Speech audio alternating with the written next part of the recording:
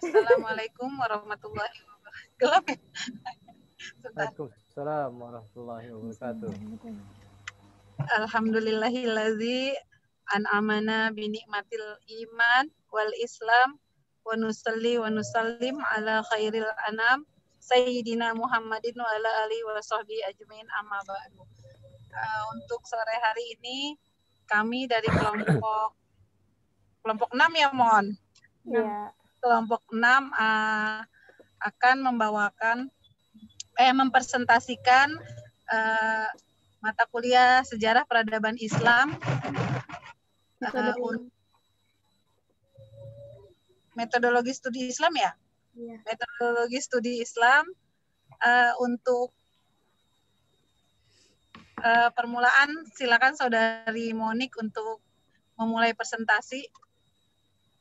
Siap, oke, terima kasih. Bismillahirrahmanirrahim. Yang pertama adalah tentang sosiologis, pendekatan sosiologis. Nah, secara etimologi, sosiologis itu berasal dari bahasa Latin yang terdiri dari kata socius yang berarti teman dan logos yang berarti berkata atau berbicara tentang manusia yang berteman atau bermasyarakat. Secara terminologinya, sosiologi adalah ilmu yang mempelajari struktur sosial dan proses-proses termasuk perubahan sosial. Adapun objeknya itu masyarakat yang dilihat dari sudut hubungan antara manusia dan proses yang timbul dari hubungan manusia. Jadi ada timbal baliknya manusia dan manusia gitu. Terus sedangkan tujuannya adalah meningkatkan daya kemampuan manusia dalam menyesuaikan diri dalam lingkungan hidupnya.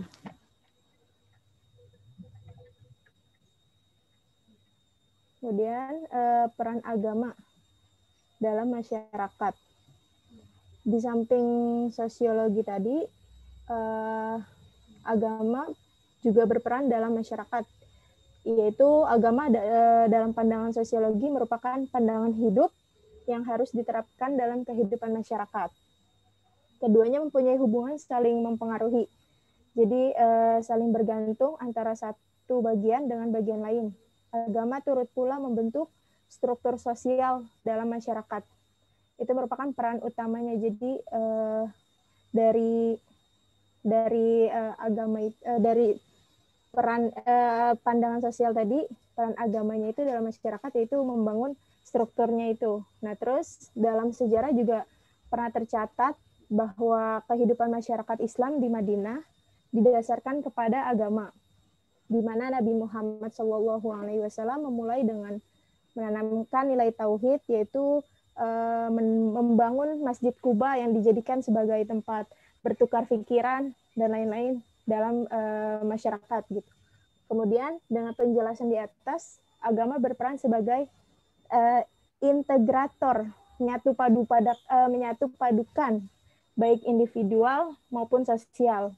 Jadi dari yang tadinya individual, kemudian saling bahu-membahu untuk membangun agama di dalam masyarakat itu. Dan dalam arti bahwa agama mengintegrasi dan menyerasikan segenap aktivitas manusia, baik sebagai perseorangan maupun anggota masyarakat, yaitu integrasi dan keserasian sebagai insan yang takwa kepada Tuhan Yang Maha Esa, serta integrasi dan keserasian antara manusia sebagai makhluk sosial. Hubungannya dengan sesama juga kepada lingkungan sekitar. Jadi dengan kata lain, integrasi dan keserasian itu dapat mengejar bukan hanya dunia saja, tapi akhirat pun juga terkejar. Jadi tempat berkumpulnya itu tadi di struktur sosial, di dalam Masjid Kuba itu bisa mengembangkan pikiran-pikiran para sahabat dan juga yang lainnya. Selanjutnya, pengaruh agama dalam masyarakat. Dalam masyarakat yang sudah mapan, agama merupakan salah satu struktur institusional penting yang melengkapi keseluruhan sistem sosial.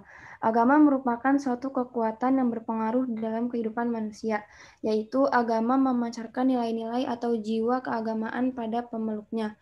Kondisi masyarakat yang mendasarkan nilai-nilai agama dalam kehidupannya dan juga dapat menyatukan masyarakat.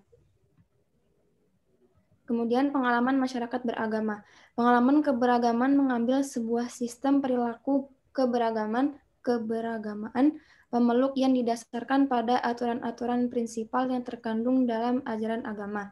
Setiap satuan ajaran agama bersifat universal, sehingga berlaku dan dapat dipedomani oleh setiap individu pemeluknya, di mana, kapan, dan dalam kondisi apapun. Sistem perilaku pemeluk tentunya merupakan kesatuan utuh yang mencakup sekian komponen, termasuk pola pikir, kondisi kehidupan, ruang waktu, dan ruang tempat yang mengitarinya.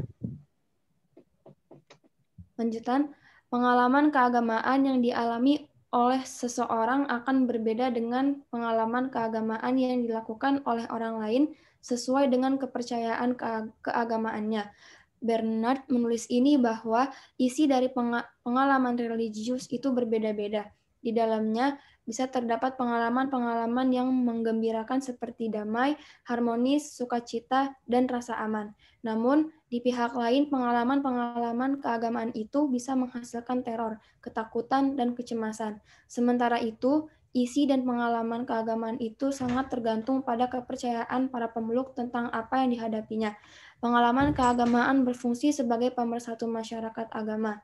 Bersangkutan mengakibatkan timbulnya komunitas-komunitas agama dalam masyarakat. Dengan adanya kelompok atau penganut agama, terbentuklah masyarakat agama. Sekian.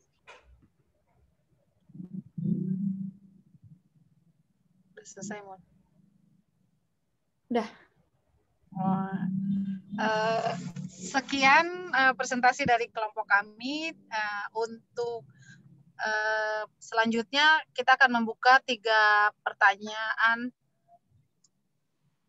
Silakan bagi teman-teman yang ingin bertanya.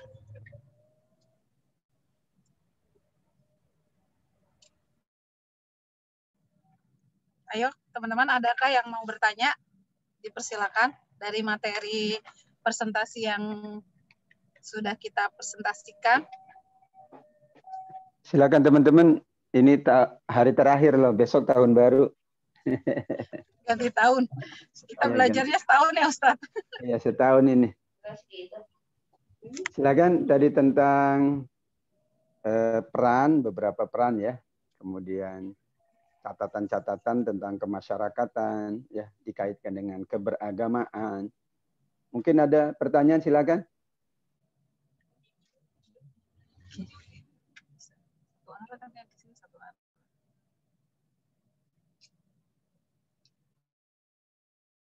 Salman atau Koko yang mau bertanya?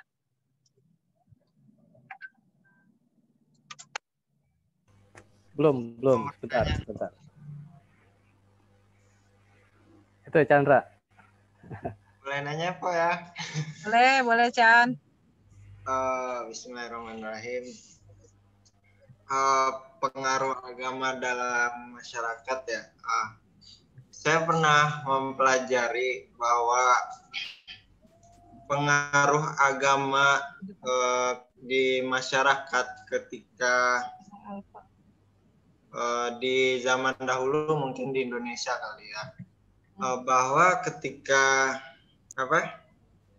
ketika agama Islam disebarkan gitu di Indonesia, jadi tidak langsung menghilangkan adat istiadat yang ada pada saat itu gitu. Jadi ajaran agama itu kayak sementara itu dicampur adukan dulu gitu. Jadi nggak dihilangkan secara langsung kebiasaan itu. Mungkin seperti kayak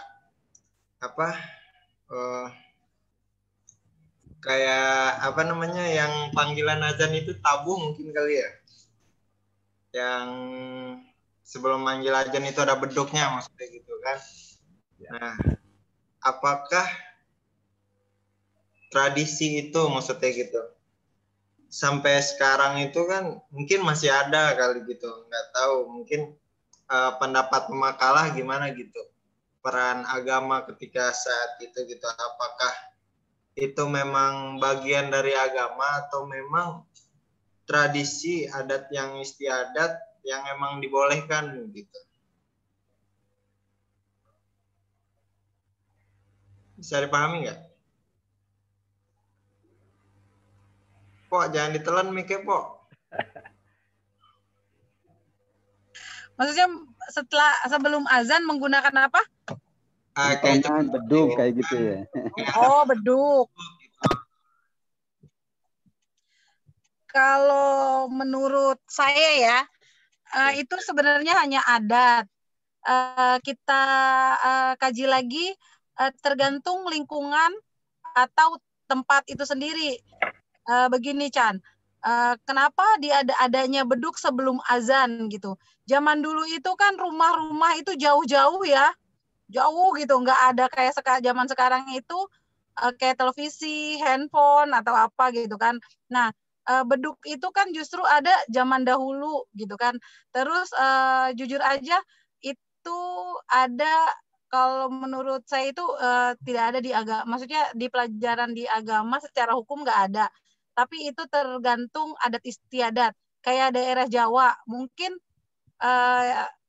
Jawa, khususnya Indonesia gitu ya, yang memang adatnya itu ya mungkin berbentuk beduk atau apa ya, kalau apa, ketukan palung gitu kan, kalau misalnya ada musibah ada apa kan mereka pakai tanda gitu kan. Nah, salah satu mungkin kalau beduk itu sisa-sisa zaman para wali ya, Wali Songo itu kan seperti itu, untuk mengetahui sebelum azan atau masuk waktu sholat, yaitu dengan beduk, karena satu tempat ke satu tempat yang lain itu bisa jadi tanda lah gitu sebelum sudah, walaupun misalnya azan kan azannya mungkin kalau dulu belum ada pengeras gitu kan, jadi cuma di satu masjid.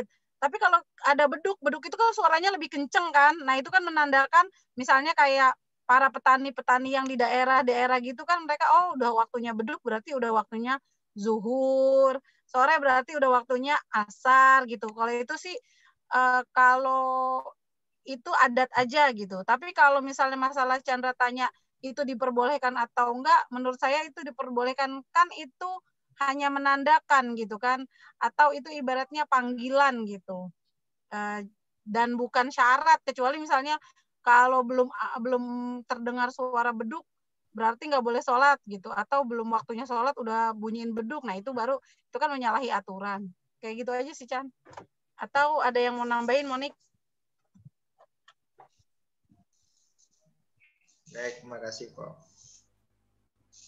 Itu sih mungkin yang pernah Bapak Atabik jelasin, kalau itu kulturalisasi.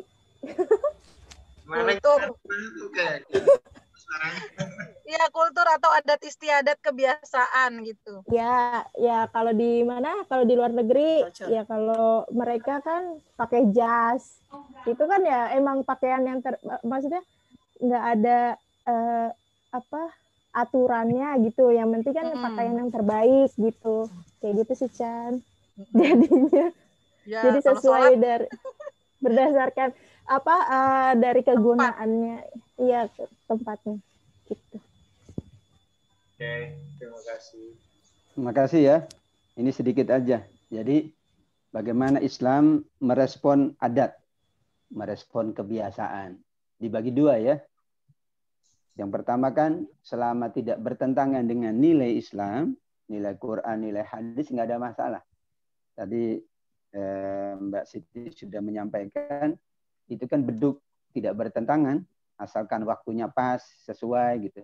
Tidak mendahului atau malah dipukulnya ketika sudah hampir berakhir waktu, kan itu berarti bisa melanggar dari nilai. Tapi selama sesuai nggak ada masalah, malah itu menjadi penanda kan, orang jadi lebih ingat lagi. Kadang azan itu suka nggak ingat, tapi kalau beduk ada yang ingat itu. Makanya ditanyakan, udah beduk maghrib, nah itu udah apa? Tapi kalau azan maghrib jarang itu orang. Tapi gimana? Udah beduk maghrib. Nah, kalau udah beduk maghrib, tanda udah buka puasa.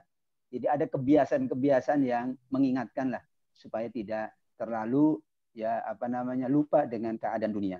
Yang kedua adalah budaya atau adat atau tradisi atau kebiasaan masyarakat itu kan merupakan representasi dari sosial ya, hubungan. Jadi hablumnya hablum minan nas. Mereka tidak masuk ke hablum minallah. Karena kalau hablum minallah memang harus Al-Qur'an dan hadis. Ya, misalnya sholat, bentuknya, berapa rakaatnya, nggak bisa kita inisiasi karena itu hablum minallah. Tapi misalnya ya jenis masjidnya bagaimana, karpetnya, sejadahnya, itu kan hablum minan nas. Ya. Datangnya pakai kendaraan apa, itu hablum minan nas kan? Meskipun dalam rangka hablum minallah, tapi itu hablum minan nas. Puasa, ya makanannya berbeda, enggak ada masalah. Karena itu kan hablum minan nas. Kita beli dari penjual, karena di kita enggak ada yang jual nasi biryani sulit misalnya, ya sudahlah nasi warteg aja. Kan esensinya kita menyelesaikan puasa kita. Nah disitulah dua keadaan sebuah tradisi, kebiasaan Mas Chandra, sehingga insya Allah tidak bertentangan, melainkan bertentangan dengan kaidah Al-Quran maupun hadis. Itu saja. Terima kasih Mas Chandra dan teman-teman. Mas Salman biasanya ini. Ya, adakah lagi yang mau bertanya? Teman-teman? Neng Siska mau bertanya nggak Neng Siska? Jangan senyum-senyum aja. Baru istirahat nih, lagi kerja, nggak ada libur. Masya Allah. Persiapan tahun depan ya. Ya Ustaz, Kumpul duitnya 1 tahun itu banyak. Amin. Baca udah tamat baca makalahnya Gung ya? Enggak. Nanya pengalaman sendiri aja sih ini. Waktu itu kan saya sempat pergi ya ke Jawa Timur, daerah Jawa Timur. Ojek suami gue itu. Posisinya waktu itu udah masuk waktu asar, Ustaz. Saya lihat di handphone kan. Saya tungguin, nggak azan-azan di sana. Akhirnya saya mutusin sholat sendiri di rumah tuh. Nah, saya tungguin 4:30 mereka baru azan. Mungkin baru pada pulang dari ini ya, dari sawah. Itu gimana Ustaz? Haruskah dia azan lagi atau bisa sholat langsung qomat aja? Posisi udah 4:30 itu dia baru azan. Saya kaget. Iya. Azan asar atau? Azan asar. Oh, azan asar. Azan itu apa artinya? Iya, azan itu apa artinya? Penanda bukan Ustaz? Jadi azan itu manggil orang sholat berjamaah. Hakikatnya itu. Makanya dulu siapa muazin kita? Bilal. Jadi waktu itu sholatnya kan sendiri-sendiri. Maka bagaimana ini supaya kelihatan persatuan, kelihatan ukhuwah? Maka ya turunlah syariat azan. Akhirnya orang yang ada di kebun itu segera menuju ke masjid. Tapi kalau kita sendiri-sendiri, ya tidak perlu azan kan? Karena kita sudah basisnya adalah waktu. Untuk itu, ini kebiasaan masyarakat. Memang masyarakat di situ juga pernah. Memang belum pada selesai dari sawah, dari ini. Mereka sepakat dimundurkan sedikit, setengah jam. Maka azannya itu bagi kita terkejut. Bagi mereka memang begitu. Sehingga itu tidak menyalahi. Asalkan itu tidak terlalu jauh dari waktu asar. Misalnya kan waktu asar jam 4 ya, atau jam 3:30 gitu ya, setengah jam masih aman lah. Tapi itu hanya di masyarakat itu. Tempat lain tetap sesuai dengan waktunya. Ya, di situ ada gambaran azan itu bukan menandakan waktu sholat. Dulu kan nggak ada azan. Kalau di negeri Eropa tidak ada azan, gimana sholatnya? Tidak perlu nunggu azan. Ketika waktunya ada jam, sekarang ada penandanya jam, ada alarm, ya sudah. Karena bisa jadi di sebuah masyarakat bahkan tidak ada azan karena tidak dibolehkan. Atau azannya hanya boleh di dalam gitu, mic-nya. Tidak boleh keluar kan beberapa masyarakat Eropa. Sehingga tadi fungsi dari azan itu ya mengajak sholat berjamaah. Sedangkan kalau di rumah ya tidak perlu azan. Kalau di rumah kan nggak azan. Emang azan kalau kita di rumah gitu ya. Berdua azan. Ya silakan aja, tapi itu berarti ya menambah saja, ya bukan esensi. Prinsipnya azan memang mengundang orang, memanggil orang untuk bisa sholat berjamaah di masjid. Kalau di rumah tidak perlu azan. Sehingga waktu sholat bukan azan. Waktu sholat itu adalah jam.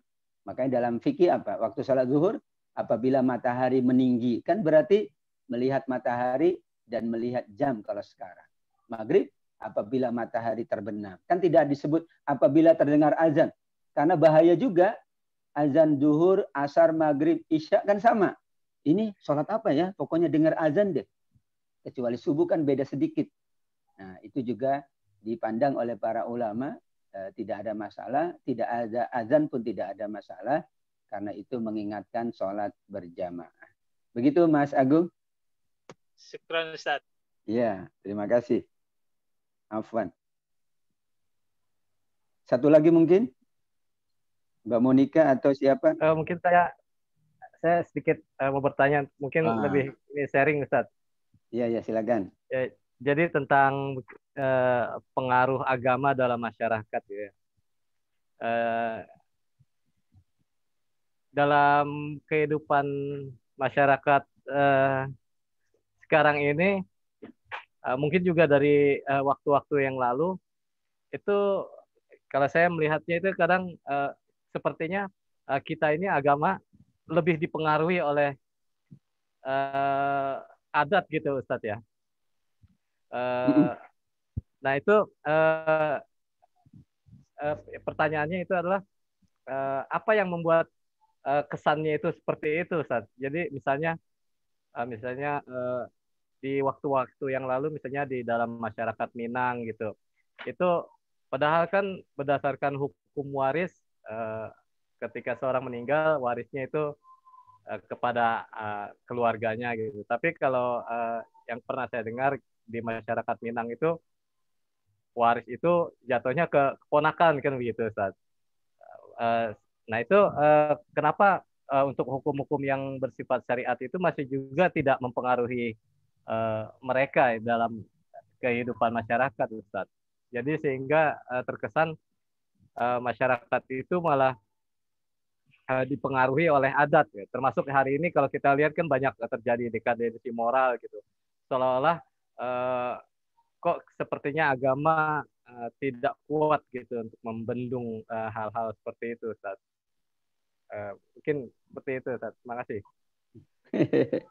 Gimana, silakan ada yang merespon dulu.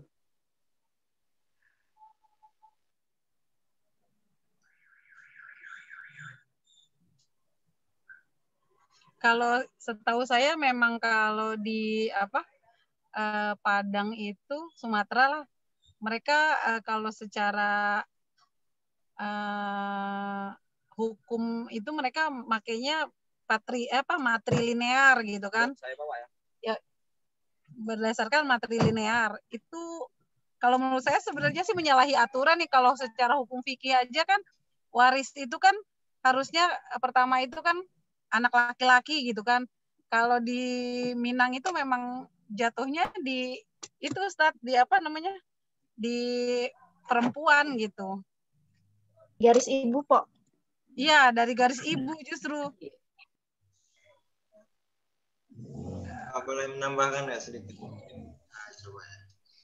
Silakan dulu ya. Kan saya orang Padang nih asli. Iya, betul nih. Berarti dapatnya nanti sedikit ya. Mungkin ya.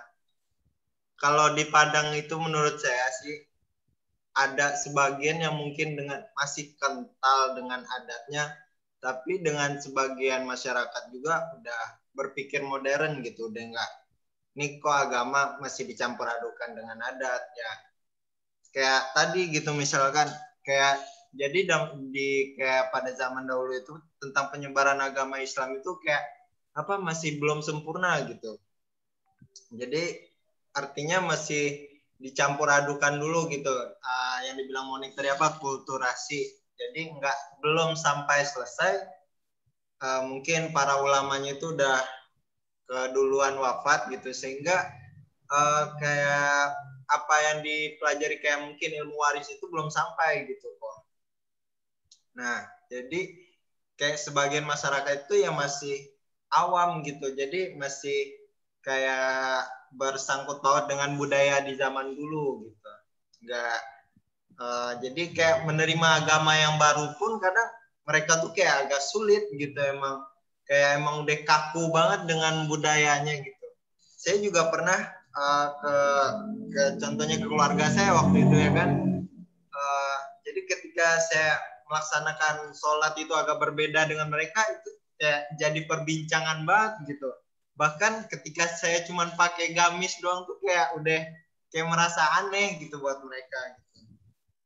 Dan ketika saya juga tanya dengan masyarakat sekitar juga mereka tuh kadang juga agak merasa aneh dengan adat istiadatnya gitu, dengan zaman dulu kok kayak gini banget gitu. Jadi enggak semuanya sih yang kayak begitu, mungkin memang ada sebagian yang terikat banget dengan kayak bukan kulturasi, dengan kebudayaan gitu. Enggak semuanya sih maksudnya gitu. Ya mungkin gitu sih yang sedikit tambahin. Udah jelas tadi? Mau coba boleh? Iya, silakan. Nggak tahu ya, ini sharing aja. Kalau memang sifatnya sudah adat, berarti kan itu udah arf, udah sebuah kebiasaan, udah diketahui oleh setiap subjeknya kan, yang pelaku gitu. Mungkin kalau ini kan sifatnya muamalah ya. Nah, muamalah itu setahu saya gitu ya.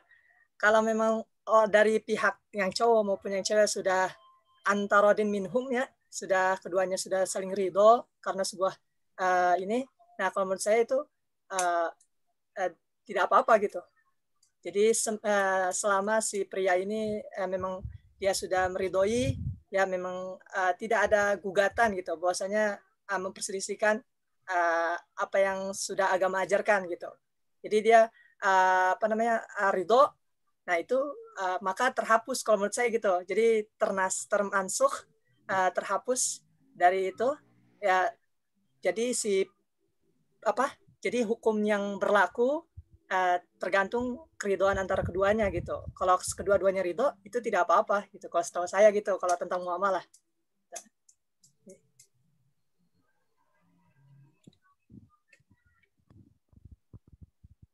Gimana teman-teman, setuju? Kalau statement Salman agak terlalu ngambang sepertinya ya. Karena dalam kemaksiatan itu terjadinya juga atas saling ridho gitu. Para pelaku kemaksiatan itu kan bukan seputar kemaksiatan ya. Jadi masih dalam perihal kebaikan. Jadi keduanya selama ridho gitu. Jadi hukum syariat tetap mereka mengetahui. Namun ketika keduanya itu saling ridho, saling ikhlas gitu, memang mereka nggak memperdebatkan dan sebagainya, yang mereka mendahulukan kebiasaan mereka, mungkin diperbolehkan gitu. Sepertinya gitu. Kalau boleh sedikit menyanggah, maksudnya mungkin nggak dulu mendahulukan antara saling ridho ya, maksudnya kalau masalah waris itu kan hal yang sudah ditentukan istilahnya mungkin gitu kan. Kalau berbicara ridho, kalau menurut saya itu artinya ya terapkan dulu gitu hukum warisnya. Nah, masalah ridho itu kan artinya kalau udah dibagi secara sesuai hukum Islam, nah mungkin boleh lah begitu maksudnya gitu. Tapi kalau untuk masalah waris ridho terlebih dahulu tapi tidak menerapkan hukum waris tersebut, kalau menurut Ane sih agak rancu ya maksudnya gitu. Kurang setuju sih dengan pendapat sama. Ya, tadi kan di awal Bapak sampaikan adat itu dibagi dua, bisa sesuai, bisa tidak sesuai. Itu kesepakatan para ulama. Kenapa? Karena ada Al-Quran dan ada Sunnah. Tadi beduk nggak ada masalah karena tidak bertentangan. Nah sekarang pembagian waris itu kan ada di Al-Quran, surat An-Nisa, ya. Kemudian ya di akhir surat An-Nisa juga disebutkan ya, ketentuannya laki dan perempuan itu laki-laki 2 kali, bagian dari perempuan. Itu final ya, artinya mengikat siapapun. Nah, ketika ada adat yang kemudian menyamaratakan, maka yang kita dahulukan adalah kata Allah dan kata Rasul sebelum kata adat atau kata masyarakat. Tapi apakah begitu kakunya? Enggak juga. Ketika sudah kita selesaikan secara syar'i, secara Al-Quran, silakan kalau kemudian misalnya karena yang laki-laki lebih mampu dari perempuan, ya udah deh, ya hak aku berikan kepadamu. Dia dapat 2 nilai, nilai sodakoh, nilai mengikuti sunnah Al-Quran juga, kan malah dapat 2 pahala. Dan tidak mungkin antara keluarga kok tidak memperhatikan. Misalnya bapak dapat lebih banyak dari kakak, sementara kakak anaknya banyak karena dia perempuan misalnya, kan nggak mungkin tega sama kakak sendiri kok begitu. Nah, di situ malah ada peluang kita berinfak bersedekah. Berarti kita sudah ikut tuntunan Quran karena memang ketentuannya laki-laki 2 kali lipat dari perempuan. Kan begitu. Lizzakari mislu hazzil unsayain. Yang kedua, silakan kalau kemudian ya kita sudah mengikuti tuntunan Al-Quran, ternyata ada salah seorang dari keluarga kita yang lebih membutuhkan, nah peluang kita untuk memberikan infak sedekah sehingga pahalanya jadi 2. Pahala ikut Al-Quran, karena itu kewajiban, dan pahala memberikan bantuan kepada keluarga sendiri. Malah keluarga sendiri pahalanya kan 2. Yaitu pahala sodako dan pahala silaturahim, kata Rasul. Ya, di situ ya tetap kita mengacu kepada ketentuan Al-Quran, baru kita lihat bagaimana sukarelanya itu kalau sudah sesuai. Nanti orang, maaf, ya misalnya berhubungan bukan suami istri, saya juga sukarela Pak, katanya nggak boleh ya, karena sudah melanggar dulu. Ya, sehingga ketentuan awal harus dipatuhi dulu. Al-Qur'annya bicara apa, hadisnya. Kalau tidak ada, barulah seseorang bisa melakukan terobosan baik ijtihad ya ataupun melihat kebiasaan masyarakat. Misalnya bangun pagi, saya kebiasaannya jam 7 yang nggak bisa. Kebiasaannya itu yang salah. Tapi masyarakat situ biasa Ustaz, bangunnya jam 7 lah, gimana sholat subuhnya. Nah itu tentu tidak boleh karena melanggar ketentuan Allah, ketentuan Rasulullah. Demikian, tapi ada terobosan, tidak kaku Islam ini, sehingga masih ada upaya untuk bisa melakukan berbagai pertimbangan, tapi setelah kita memenuhi unsur hukum dulu. Demikian ya, terima kasih.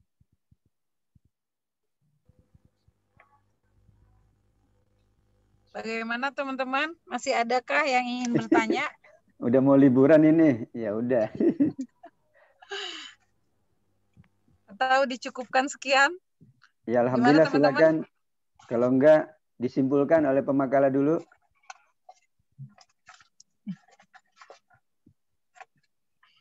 Silakan Saudara Monik disimpulkan. Simpulkan Saudara. Jadi dalam peran kehidupan itu ada individual dan juga masyarakat sosial. Gitu. Dari hal kehidupan sosial tersebut, agama itu juga berperan di dalam dalam sosial tersebut gitu. Jadi pengaruhnya itu ada dari berbagai kondisi, disesuaikan bagaimana masyarakat itu gitu. Jadi apa yang disampaikan dari yang tadi Rasul atau Allah itu bisa lebih menyatu jika kita melakukan itu secara bersamaan atau bermasyarakat. Seperti itu. Barangkali Mpok. Sudah cukup? Ditambahkan sama Mpok, sama Mpok kok dipanggilnya Mpok, mentang-mentang orang Betawi ya? Iya. Mungkin saya hanya menambahkan yang tadi Ustadz bilang gitu. Apabila di suatu daerah atau adat gitu ada yang bertentangan dengan Al-Quran dan hadis, kita lebih mengutamakan aturannya yang sesuai dengan Al-Quran dan hadis dulu, baru dengan adat istiadat gitu. Itu aja sih Ustadz kalau dari saya, itunya intinya dari semua itu tetap Al-Quran dan hadis adalah patokannya gitu. Kalau adat istiadat selama dia tidak melenceng dari ajaran Al-Quran dan hadis, itu diperbolehkan gitu. Tapi kalau sudah melenceng atau tidak mengikuti aturan, ya itu kita harus menghindarinya lah. Itu aja sih Ustaz. Ya, betul Mbak. Ya, sama dengan inilah pernikahan. Kan ada adat, ada ketentuan. Kan adatnya macam-macam dalam pernikahan. Misalnya orang Arab begini adatnya. Ya. Selama tidak melanggar nggak ada masalah. Yang khawatir misalnya memaksakan gitu ya, harus nikah sama ini gitu ya. Itu kan juga adat tapi menyalahi ketentuan karena memaksakan akhirnya sulit untuk orang-orang maaf menikah, kan terjadi seperti itu. Nah, jadi tetap adat itu terbuka dan Islam menghargai adat kebiasaan. Banyak kebiasaan masyarakat jahiliyah yang sesuai tetap, yang tidak sesuai dirubah. Kayak pernikahan dulu sebelum Islam kan boleh itu sampai 100 ya. Itu kan adat. Nah, karena tidak sesuai, ya maka dipatok oleh agama ini. Seperti menjamu tamu itu orang Arab paling bagus ya. Itu kan adat. Berarti dilestarikan karena kan tidak bertentangan. Jadi adat itu punya posisinya di dalam agama. Demikian juga agama punya panduannya Al-Quran dan hadis. Demikian teman-teman, terima kasih semuanya. Selamat berlibur bagi yang berlibur. Selamat berwisata bagi yang berwisata. Tapi ingat pesan Ibu 3M.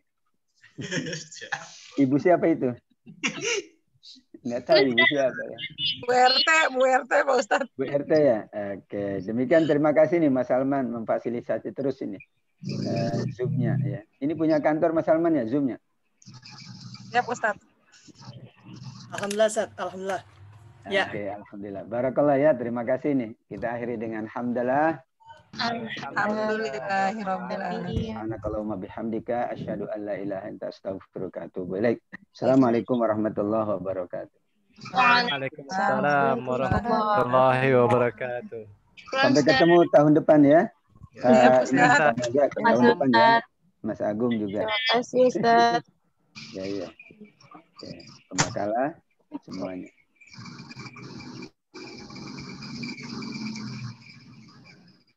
Alright. Iya guys, aku mau kerja lagi. Oh iya. Aku live ya. Oh, hati-hati ya. Ya. Kasih Pak. Ya. Udah kebagian tadi. Waalaikumsalam. Koko usulannya nanti kita tampung ya kok pada saat kita ketemuan kok. Oke, Pak. Usulan apa sih? Jadi manajernya kok. Boleh tuh. Oh, mau buka ituan perusahaan company. Iyalah, kita berentrepreneur itu kan jalan untuk menuju ke surga. Iya. Chan, nikah dulu Chan, menuju surganya Chan, setengahnya itu Chan. Nikah dulu Chan. Itu setengahnya surga itu. Amin, aduh aku mau nikah. Nggak, Chan kayaknya si targetnya pertengahan tahun ini. Aduh, doain aja Om. Aduh. Terlalu dini. Gak apa-apa Om, kalau ada janda yang kaya gak apa-apa Om. Oh. Nanti saya sodorkan beberapa nama ya. Aduh, tapi jangan yang terlalu tua Om, yang muda-muda aja. Ya.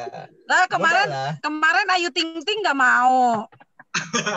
Terlalu jauh kok levelnya kok. Ya udah izin live ya. Assalamualaikum. Waalaikumsalam warahmatullahi wabarakatuh. Oke, dadah bye.